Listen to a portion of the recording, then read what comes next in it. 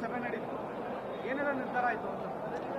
13 ದಿನಗಳ ಕಾಲ ನಡೆಯುವಂಥ ಈ ಬಜೆಟ್ ಅಧಿವೇಶನದಲ್ಲಿ ಯಾವ ರೀತಿ ಚರ್ಚೆ ನಡೀಬೇಕು ಅನ್ನೋದ್ರ ಬಗ್ಗೆ BSCಯಲ್ಲಿ ವಿಚಾರ ವಿನಿಮಯ ನಡೀತು. ಸುಮಾರು 9 ಬಿಲ್ಗಳನ್ನು ತೆಗೆದುಕೊಂಡು ಆಡಳಿತ ಪಕ್ಷದವರು ಬರ್ತೇವೆ ಅಂತ ಹೇಳಿದರು. ಅದಕ್ಕೆ ಸಹಕಾರ ಕೊಡುವಂಥ, ಸಂಪೂರ್ಣ ಸಹಕಾರ ಕೊಡುವಂಥ ಭರವಸೆಯನ್ನು ನಾವು ನೀಡಿದ್ವಿ. ಅದೇ ರೀತಿ ಸಭಾಧ್ಯಕ್ಷರಿಗೆ ವಿನಂತಿ ಮಾಡಿದ್ದೀವಿ, ಯಾವಾಗ ಧರಣಿ ಇರ್ತೈತಿ, ಯಾವಾಗ ಸದನ ಸರಿಯಾಗಿ ನಡೀತಿರೋದಿಲ್ಲ ಆ ಸಂದರ್ಭದಲ್ಲಿ ಸದನವನ್ನು ನಡೆಸಲಿಕ್ಕೆ ಹೋಗಬೇಡ್ರಿ, ಯಾಕಂದ್ರೆ ಅದು ಸರಿಯಾದ ಪದ್ಧತಿ ಅಲ್ಲ ಅನ್ನುವಂಥ ವಿಷಯವನ್ನು ಕೂಡ ಹೇಳ್ತು. ಅದೇ ರೀತಿ ವಿಶೇಷವಾಗಿ ಕೆಲವು ಸದಸ್ಯರು ಮತ್ತು ಮಂತ್ರಿಗಳು ಅವಶ್ಯಕತೆ ಇಲ್ಲದಲ್ಲಿ ಕೂಡ ಏನು ಮಾತಾಡ್ತಾರೆ, ಪ್ರತಿಯೊಂದು ವಿಷಯಕ್ಕೂ ಕೂಡ ಎದ್ದು ಮಾತಾಡ್ತಾರೆ.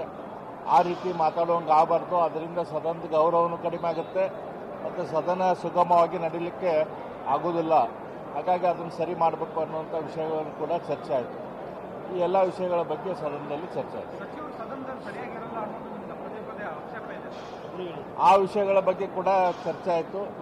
ಕೆಲವು ಮಂತ್ರಿಗಳು ಸದನಕ್ಕೆ ಬಂದಿಲ್ಲ, ಕಳೆದ ಕೆಲವು ಅಧಿವೇಶನಗಳಿಂದ ಅವರು ಸದನಕ್ಕೆ ಬಂದಿಲ್ಲ.